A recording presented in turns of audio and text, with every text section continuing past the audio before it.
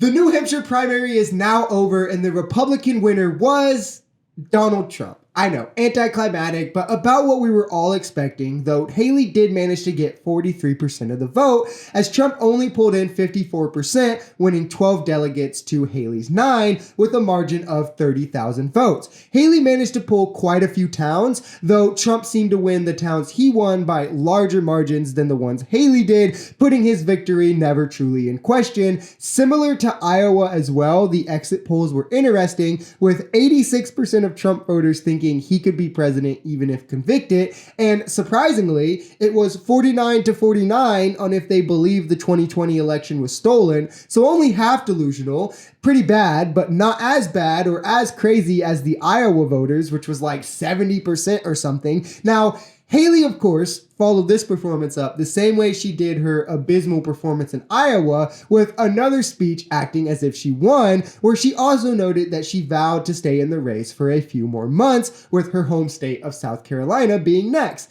This is something that's very upsetting to Trump, with his team privately stating that they wanted the race to wrap up today so they could focus on the general, and it, highlights his unlikability the more votes Haley gets and the longer this goes on. Well, here Trump is seemingly threatening Haley if she continues in this race. Just a little note to Nikki.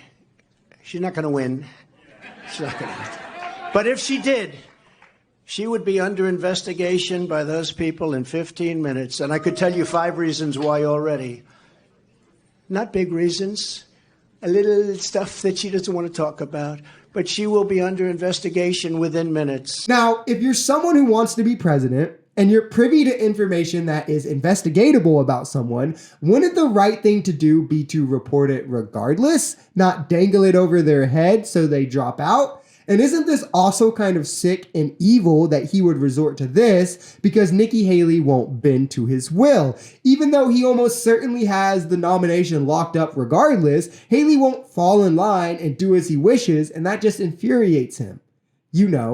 Like a child. On the Biden side of things, Biden won by rather wide margins despite not even being on the ballot, having a write-in campaign that still managed to garner him well over 50% of the vote, well over double Dean Phillips, who was the second in place nominee, and sadly way more than Marianne, who only had like 4% of the vote and is the person who should be the nominee in my opinion. So by all accounts, it seems like we're headed in the fast lane directly back to that Biden versus Trump rematch that absolutely nobody asked for.